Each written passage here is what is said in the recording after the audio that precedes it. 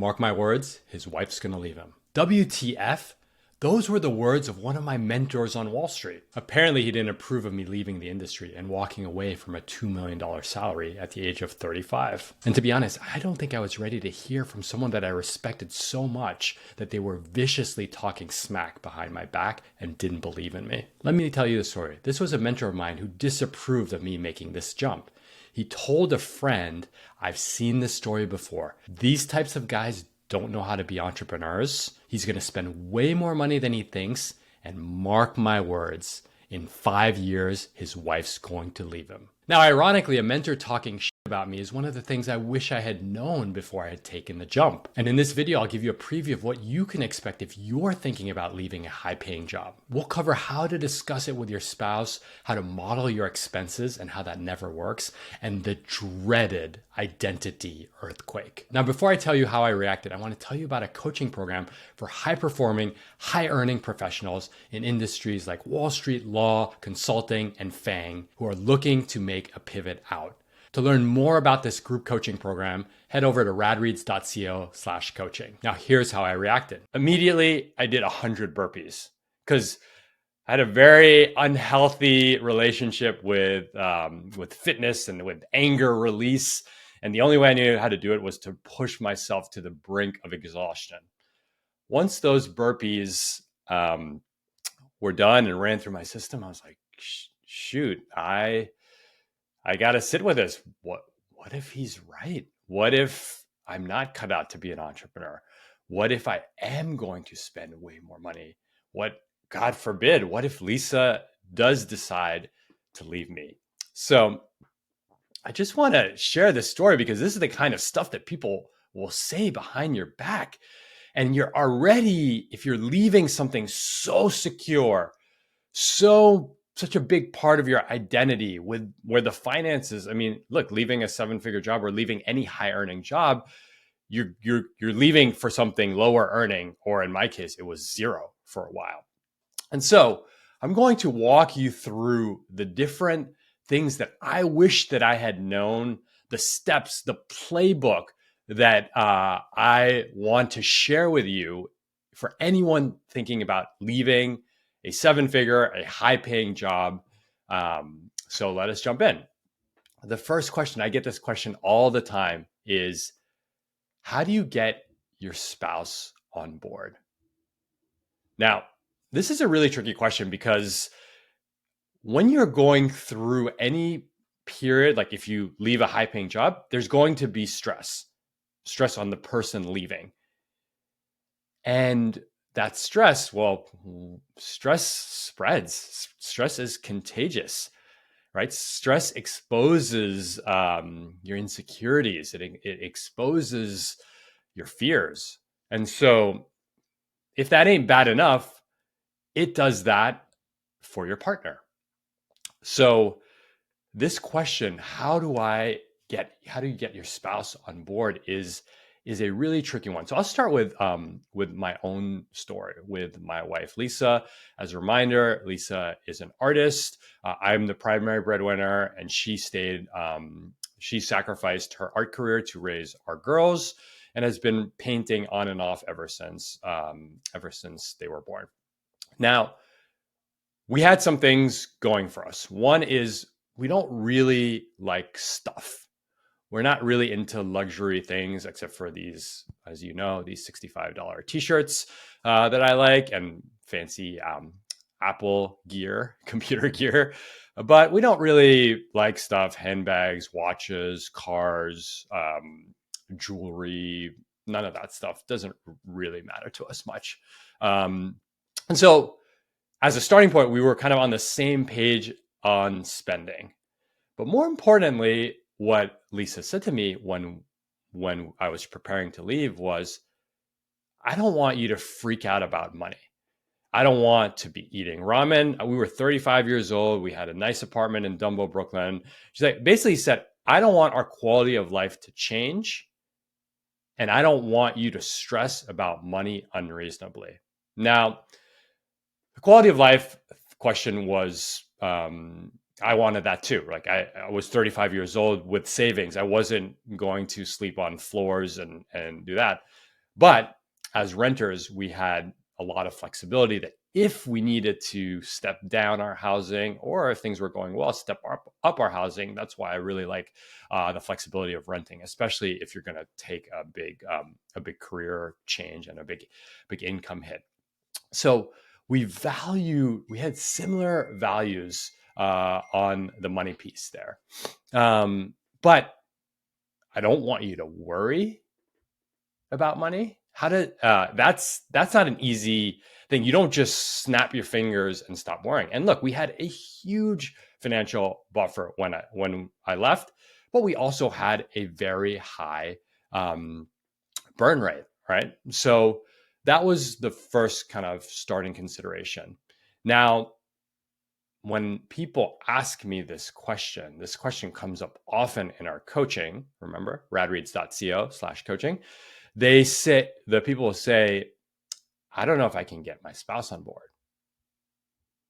And this is a very challenging perspective. So a few thoughts here. One is you have to understand that you know how there's love languages?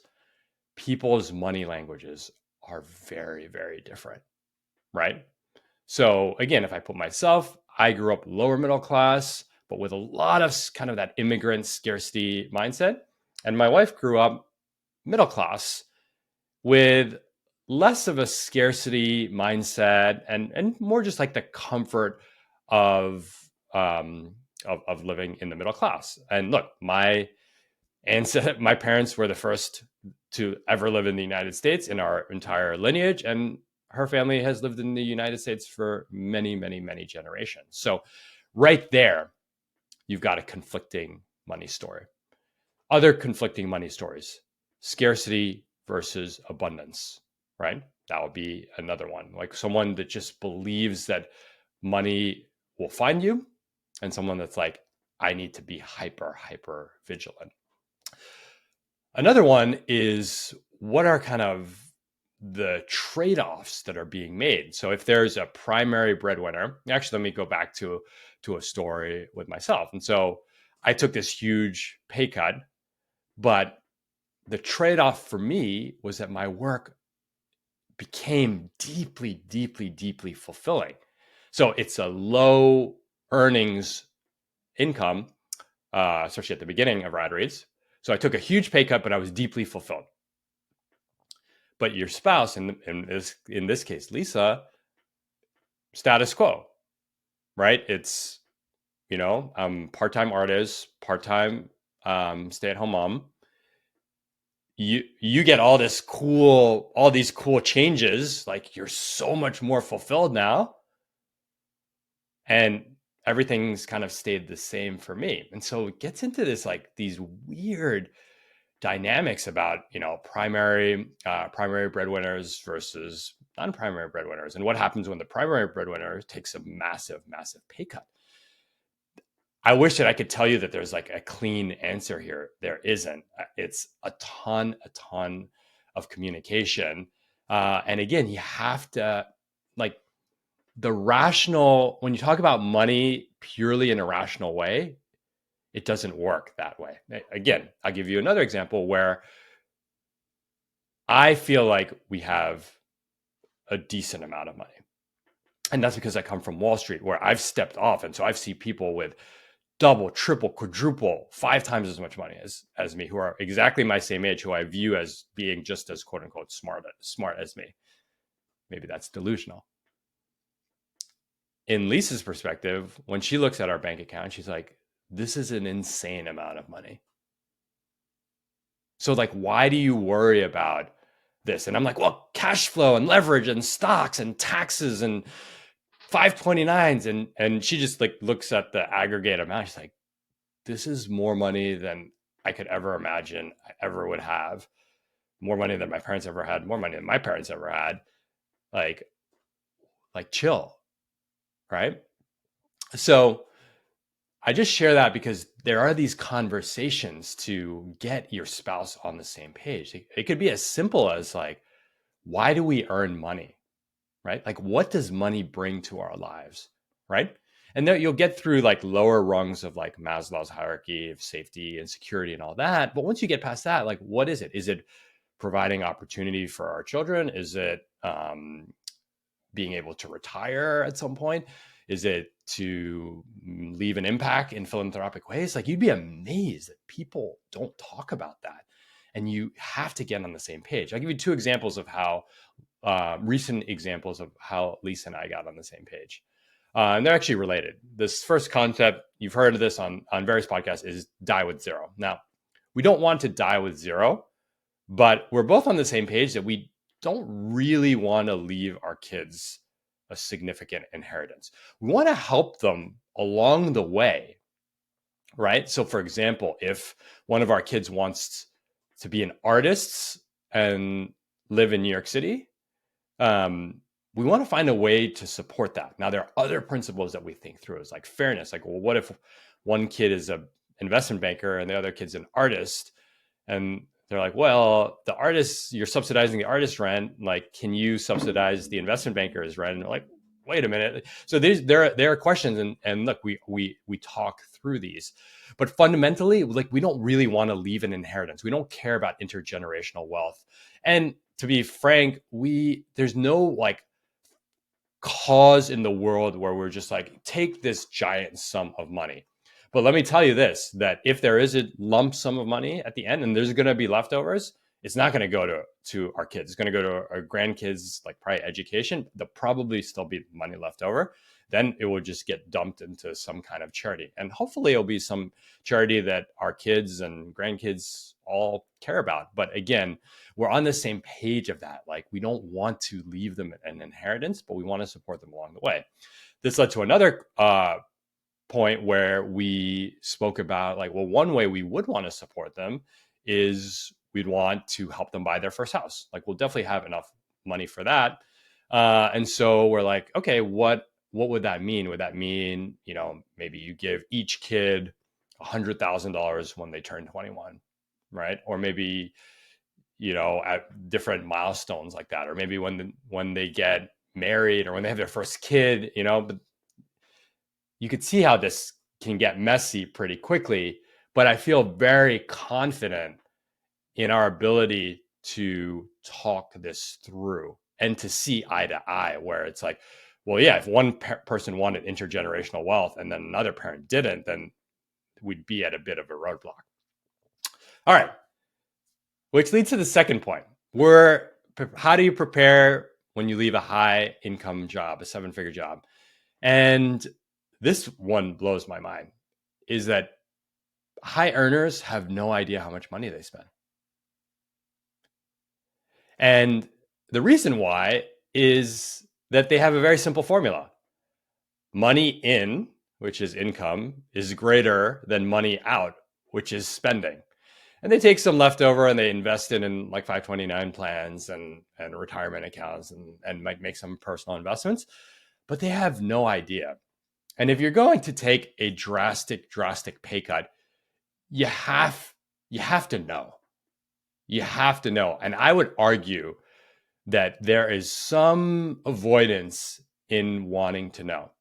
So here's what happens when I challenge folks on this. I say, okay, so how much did you spend last year? We're like, oh, well, last year was an outlier because we did a major renovation to the house. I'm like, okay. So what did you spend the year before? It's like, well, that year was also an outlier because it was COVID, right? And so what did you spend before? Oh, that was a weird year because we had night nurses and all that. I'm like, okay, if every year is an outlier, guess what? When you are in this bracket, this tax bracket, your spending's probably going to be pretty volatile, right? You're going to have a big blowout trip. You're going to have a 40th birthday, or you're going to have the birth of a child and the childcare needs that come with that. And so here's what I tell people. Just get the numbers down, right? And I usually tell people, what they immediately do is they'll download all of their expenses into mint.com or some kind of app, and then aggregate them into, and then like really look at it with a fine tooth comb. Like, okay, for those of you who know, that's total $10 work. I just use back of the envelope math. So the approach that I would encourage you to do if you're listening and watching is to take your annual, like I have a Citi double card. I can go and say 2023 spending report. And it's just this PDF that uses their categories, and it's like travel 60%, total 200,000, travel 40%, food 20%, and so on and so on. So that is that's a good starting point. Now, we all have cash expenses, mortgages, rent, property tax, childcare, different car things that might get pulled out. Again, get the big ones, get the car, get the childcare. Don't worry about the babysitter that you Venmo, if it's for one off. And then add up the cash, right? And that will be the number that you work with, right? And once again, talk through that number with your partner, with your spouse, because chances are there's one person in the household that is doing the fine-tooth comb on the math, on the finances, and the other that just either just does whatever they want because that's the arrangement, or uses really high-level numbers. So you're going to want to have that conversation and to see it. Then from there, you can start to look at the categories like, oh, okay, we spent $60,000 on vacation. We're going to take a pay cut. What would our vacation budget look like if we went to 30,000, right? And that way you could play with these big chunks. Like we're planning a trip to Paris. And for the first time ever, I get really nervous about flights and all that stuff. That's a different conversation. But for the first time ever, I said, okay, here's the budget. And my wife likes comparing the flights and the times and premium and plus and Airbnb versus hotels and flight times and all that stuff. She really enjoys doing that. And so first time ever, I was like, okay, I don't care. We're going to spend 15 grand on that trip. And if you want to throw 10 grand of it into airfare, 4 grand and like not eat while we're there, 4 grand in housing and not eat, spend $1,000 while we're there. Cool. Let you run the show. I trust you. And again, trust being a big element of that. One thing that I will point out on spending is I have found that once you do the numbers, you tend to spend more. You always tend to spend more. And I think that's partially things like lifestyle creep and inflation and things like that. Kids get more expensive. It's hard to model the expenses of kids. Private school being a big factor there. But the other thing is that if you quit a 7-figure job, a high-paying job when you're 35, you've built in some kind of lifestyle creep. And I don't think lifestyle creep is bad. I'm a big believer in kind of Ramit's rich life philosophies, like spend money on things that make you happy. Just don't spend money on things that don't make you happy. All right. So that is the second one, is the spending analysis, the spending stare down, I call it. All right. The third one, as you prepare to leave a 7-figure or high-paying job, is what I call a fear-setting exercise. And this is fully inspired by a TED Talk that Tim Ferriss did. And the principle here is this catastrophizing principle. And I'm going to tell a story briefly. I may have shared this story before, but there was a friend of mine, and he worked at a CPG company. And he was very senior at the CPG company, and he got poached, he got seduced to go work at the CFO of a well-funded startup in similar CPG space. And so a lot of, very loyal to this big company where he worked there for many, many years, beloved, and he decides to take the jump. He takes the jump, and then he goes to the startup. And as the CFO, he looks at the books, and they basically lied to him during the interview process. And there's like 1 month of runway left, and then they're going to go bankrupt. He's terrified. Young kid, Spouse has chronic health issues, just scared insurance and cost and hospitalization, and mine just goes in the worst space. We're talking, he's sweating, he's just at his wit's end, he's embarrassed.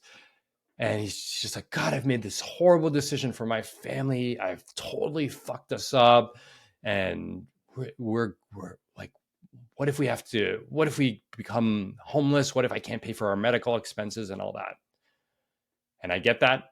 I've had insurance issues as a solopreneur, which can be quite scary. But I said, hey, what would happen if you went back to your old company and said, guys, I screwed up. I'd like my job back. He said, they'd welcome me in a heartbeat. And I said, so why don't you just go do that? And he said, oh, I'd be so embarrassed. I'd be so ashamed. Right? And so I think about that often because the reptilian fight or flight that's like, I'm so fucked. I'm hosed. It kicks in and then it immediately taints the waters of reason, right? Because he knew it was one simple question. It's like, oh, I could just get my job back. And I'll tell you all that when I left, I had tremendous comfort in that fact because I had built up, I had earmarked 18 months of living expenses. And I knew that if I blew through those, then I would just tap out. I would just go back and get a job. It would be freaking embarrassing. But whatever. I got it. I shot my shot. So our brains, when the fear lever, the fear dial kicks in, do a really bad job of this accounting of sorts. So here's this fear setting exercise. And this is something that I do with our coaching clients. And so the first thing is to define. So you do this before you quit. So you define, like, what's the worst thing that can happen, right?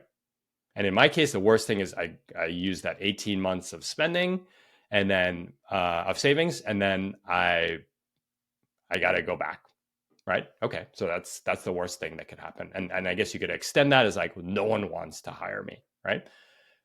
The next step is to prevent. What could I do to mitigate this? Well, that's where RadReads came in. I was like, well, if I just stay in touch with people with a weekly newsletter that's helpful, that's topical, that's top of mind for them, then they'll be interested. They'll remember me. They'll think of me. They'll think of me fondly, right? The other thing that was very important to me was don't burn any bridges. I never talked badly. I talked about my differences with the industry, but I never talked badly. I never criticized people, nothing like that. I have very fond memories. Financial services worked perfectly for the phase of life that I was in, and it brought what I needed, and I delivered what it needed from me. End of story. Next step, think about repair. What will I do if this worst case scenario happens? How will I get myself back on track, right? So for me, I go through the 18 months, and then I have trouble getting a finance job, right? Okay, so there are a few things that I could do in that case. I could lower the bar, right? Because in that case, I'm trying to get like a version of my old job back. But maybe I was aiming for tier 1 investment management firms. Maybe I would go work at a long-only mutual fund, right? Again, great jobs, just not what I had in my mind. Because I'm fancy. I worked in the hedge fund industry and so on. So that would be the thing. And then that's where you get into some of like, okay, maybe we would downsize our expensive apartment in Dumbo, Brooklyn. Maybe we would change some things on the childcare front. Maybe we'd cut out one more vacation to give us some extra. Remember though, this is the disaster scenario, right? This isn't like, there's like a 2% chance that this happens. So I say this because It's a very, very, very simple exercise. And there's a saying in spiritual circles, name it to tame it, right? So if you name these fears and you look at them in front of you, what you're going to find is that the big fear is not of being broke or being homeless or not being able to put food on the table. The real fear is what's called ego death, right? The real fear is the shame, the embarrassment, the whispers. People are going to be talking behind your back. That is the thing that we're afraid of. But at the same time, there's a way through that, right? There's a way through that that doesn't require money. Money can't actually solve that for you, right? Money can't fix your fears of an ego death, right?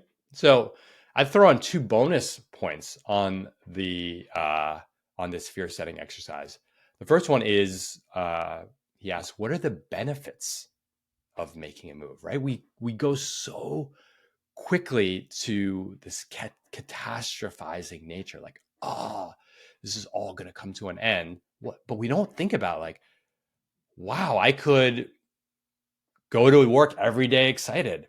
I could have way more control of my time. I could be healthy. I could exercise, right? So what are the benefits of making the move? For me, it was time freedom and the ability to be the dad that I wanted to be, and the ability to creatively express myself, and then down the road, surf. I just got back from an incredible surfing session. That's why my hair is still a little wet. And then what's the cost of inaction, right? And this is the emotional cost, the physical cost, and the financial cost, right? Oof. Just like you want to stare those fears down in the face, you also want to look at the costs of staying. Okay. Next up, the spreadsheet will break. I already talked about how the expenses are probably going to be more, but let me give you a very, very specific example here. So when I left, I had 18 months of savings. And I said, if we go through these 18 months, I think it was like 400 grand or something like that. Again, you could see, like, the numbers start to become not meaningless, but they lose their power over you because time and life. But basically there was like, no, it probably wasn't 400 grand. It was, 15 grand a year. So whatever is 15 times 18 is. So you have this number, but then you, like, try to model. You're like, okay, well, I think I'm going to earn this much, and I think I'm going to spend this much, and I think my investments are going to earn this much, and then I have to pay taxes on this much, and I think my childcare is going to cost this much. And so you get all these variables in. But here's the thing: when you have a multivariable modeling exercise like that, it's very, very sensitive to the assumption, right? A lot of things can totally change it out of whack. So here's an example. I'll tell you what happened. So I had earmarked this money, and I make no money for the first 9 months or so because we just decided to extend our travels. We were just, like, having so much fun traveling. So our first plan broken. Then these random bits of income started coming in, which, again, some of them were good. They were coaching a hedge fund management team and consulting with a hedge fund. They came in, and so there was some plan. Then I got a paid kind of internship that was paying a little bit, but was offering some healthcare. So this money started coming in, but it was, like, super lumpy and super random. But there was traction in the idea too. People were like RadReads was being featured in CNN and Bloomberg. So, like, it's not putting cash in your bank, but it's worth something. So that's starting to happen. But here's the wild fact, is that in that period, even though we ended up spending more than we would have thought, earning a little bit as gravy, but the stock market ripped. And so my portfolio, so after the 18-month period, even though I had earned less, spent more, our net worth was actually significantly higher. So what do you do there? Do you reset the clock? Like you like go for it, you YOLO it for another 18 months. Our cash had also gone down a lot. And that's the other thing. Your net worth is not, you can't eat your net worth, right? I'd have to sell the stocks at like a high cost, low cost basis, high tax. So you quickly start to see that the number, it's a good guiding force, and it gave me a lot of comfort. But at the same time, it's very, very, very hard to live to a spreadsheet. So just remember, the spreadsheet is your friend, but the spreadsheet will also break. All right, next up, launching trial balloons. We talked about this in a future episode with Noah Kagan, but before I left the 7-figure job, I was working about 60 hours a week, and I had a young child. However, I would take probably, let's say, like maybe 2 hours on the weekends and then 1 hour on the weekday. So let's say 4 plus 5. So it'd take about 9 hours each week to launch trial balloons, little experiments. And these experiments, they weren't businesses per se. And maybe for you, they could be businesses. But for me, they were just experiments to test out new skills and new ways to do things, new ways to do things outside of like, I'd just been a finance person for so long, just doing this like one type of analysis over and over and over again. So some of the experiments I did, I hosted these secret networking events. There was one, I think I had like 100 people from all these different industries. I'm like, oh, maybe I could be in events business. And many of you attended the New York event in January. And so there's a through line here. There's events in LA. I like hosting events. I like bringing people together. Has it ever been a source of business profitability? No, but it's definitely enhanced my business, and it's something I know that I'm good at. Right? So it's like building that confidence muscle outside of just doing finance. I had a blog about art galleries and indie music reviews and streetwear fashion brands. It was anonymous. At this time, everything had to be anonymous at BlackRock. And so again, I was like, oh, I like this writing. This is cool. Like I get to go out and do stuff, and people read it and they have comments. In fact, when I started dating my wife, Lisa, one of the first things like, hey, I got this like cool New York blog, and she's like, wow, you're a cool finance guy, right? I'm like, yeah, I'm not your typical finance guy. And so, I wrote that blog. I had the networking events. I had some like traditional business plan ideas. I wanted to do Uber for headhunters, where people would refer candidates to headhunters, and the headhunter would split a fee with the person that referred the candidate. So like I was starting to look at things like that. I started the RadReads newsletter as a hobby of sorts. I would teach people productivity courses. Again, I wasn't getting paid, but I would wake up, we would meet. I remember we met at a WeWork in FiDi with all these people in finance, and I taught them, this is how you use this tool called OmniFocus.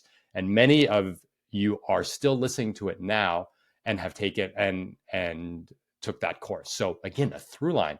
We made what did we make? We made like almost $1.6 million selling a productivity course during COVID. So the through line was there. I say all this because the trial balloons did something really, really important for me, is that they convinced me that if I could do this with 9 hours a week, imagine what I could do with 60. That was a bet. That was the bet that I wanted to make on myself. All right, next up, be prepared for an identity earthquake. I guess that's an explosion, an identity explosion, right? Because if you are a VP, a founder, a partner, a managing director, that phrase carries a lot of clout. It signals things. It signals things to strangers. And look, to this day, I've been out for 9 years. I flexed my managing director credential. I flexed my 7-figure credentials because people who don't know me or who barely know me, they see those two markers and they're like, oh, this dude's real. This dude's legit.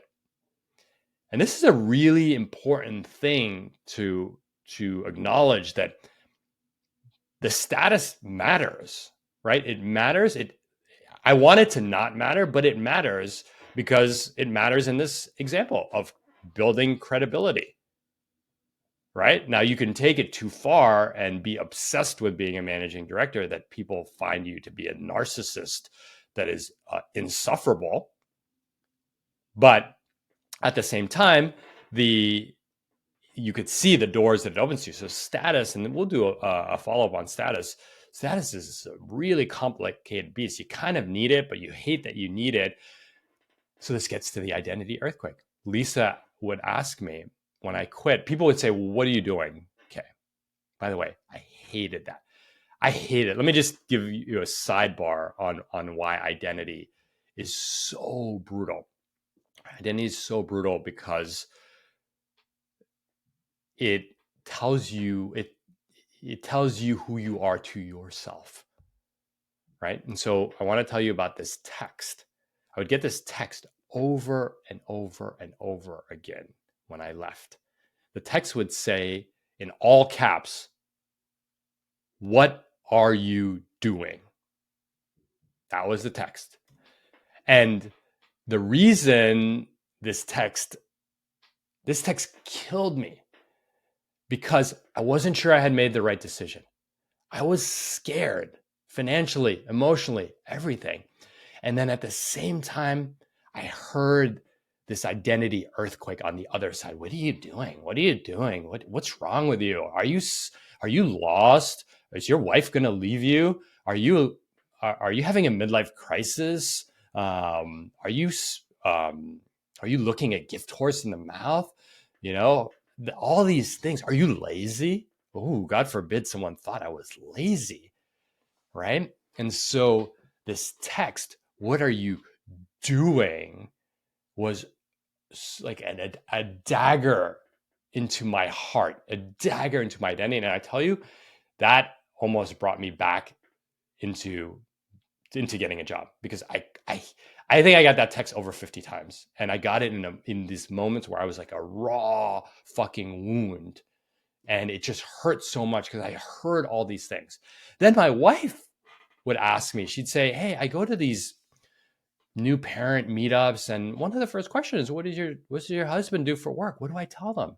And I had this joke. I would say I'm fun employed, or I would say like I'm an internet entrepreneur, or I'd say I'm a entrepreneur.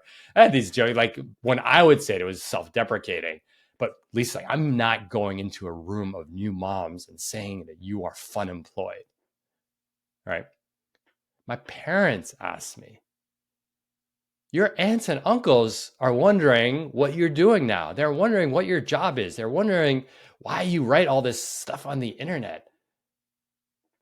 What do I tell my parents? Fun fact about my parents is, once there was a CNN article which called me Oprah for Millennials. They're like, "Oh, cool. There you go." There was an identity.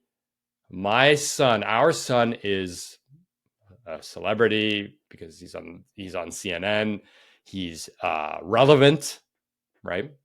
You're going to feel this like loss of relevance. People stop needing you. When you have a 7-figure job, people need you a lot and they want to be around you. When you don't, a lot of those people go away. So you just got to be ready for that. So that this identity earthquake, right? And so how do you solve the identity earthquake? Well, you have to know what you stand for, right? You stand for truth, for love, for care, for family, for art, for beauty, for peace, like internal peace, for what do you truly stand for, right? Because that locus has to come internally, not externally. All right. So what do you stand for? And are you okay if other people don't see you that way? That's that is something that you really have to sit with. Are you okay? Like, you might see yourself as hardworking, but other people might not. Are you okay with other people not seeing you the way that you want to be seen? Right? So I'll wrap with how did the first, like, what do you do the 100 days leading up to quitting and the 100 days after you quit? And so the 100 days leading up, I think if you're leaving a high income job, there's a lot of kind of pragmatic things, like anything that involves credit or income level tests, go do it. If you want to buy a house, I would not recommend buying a house right before you leave, but it's going to be way, I don't think I could buy a house right now, even with the assets that I have and my income is way too volatile and it's just too low relative to the house that I want to buy. It can be hard to rent, right? People rent, landlords look at your income. So things that require income, try to lock those in. Anything with insurance, Cobra, an important one, life insurance. Life insurance premiums go up significantly. Or, I'm sorry, you can't buy a big of a policy if you don't have a lot of income, right? Because the whole point of a policy is to protect your income. Life insurance, health insurance, get your Cobra dialed in, start really figuring out how you're going to access healthcare once your Cobra runs out. So that would be things to do on the financial side. The other thing is I encourage people who I work with to really think through how they're going to spend their days. So a lot of people will travel for a couple months, but have some kind of creative routine, some kind of routine that touches the different pillars of your life, like some kind of health, fitness routine, some kind of family relationship routine. Stay in touch with people. It can be very isolating once you leave that comfort of the social environment. Stay in touch with people, and then have something spiritual, self-awareness, therapy. I've done a lot of coaching. I've been coached basically for 9 straight years. That's why I'm such a big proponent of radreads.co/coaching and just getting a coach, having someone to talk through these things, because life's just going to throw these things at you. And then the last thing I'll say is the first 100 days, I was steadfast. I'm not getting another job. And guess what? If you have a 7-figure job and you quit, other people will look to hire you, especially if you're quitting on your own terms, because a lot of people would never realize, oh, this person's on the market. And so I had this thing. One of my finance dream jobs came in, and it probably would have doubled my comp and put me on the path, like extremely high earning path, higher earning than the one that I was on in finance. And this was what they're called, like multi-manager hedge funds. But it was making a big career jump that would have seemed inconceivable when I was in finance. And as soon as I left, it showed up. And I made a promise to myself in those first 100 days, any job opportunity that came, I would immediately reply. And you know that thing when you're kind of scared to do something? I always say it's like trick your body. So like you want to go bungee jumping or cliff jumping, and you are scared, but you just for a second you turn your brain off and you just like you tell your legs jump, and then you've jumped and it's too late. And so I did this here. I was like trick my fingers and I'd say, "Thank you. I am so honored that you considered for me for this role. I'm flattered, really. But right now, I'm committed to learning more about myself and pursuing my path on entrepreneurship." And I'd hit send immediately. I did this probably like 9 times. And these were incredible jobs that like a headhunter couldn't have even got me. They were shown to me because I became attractive because I quit on my own terms. Right. So trick your leg. I mean, I think that's a great metaphor, a great note to end on. There's a lot of times where you got to trick your legs. You got to turn your brain off for a split second because the rational brain's only going to hurt you, and you got to take the job. Love you all. Hope you enjoyed this video. Remember, if you want help in your pivot, if you want help leaving a high earning job, make sure you check out our coaching programs, radreads.co/coaching. Peace.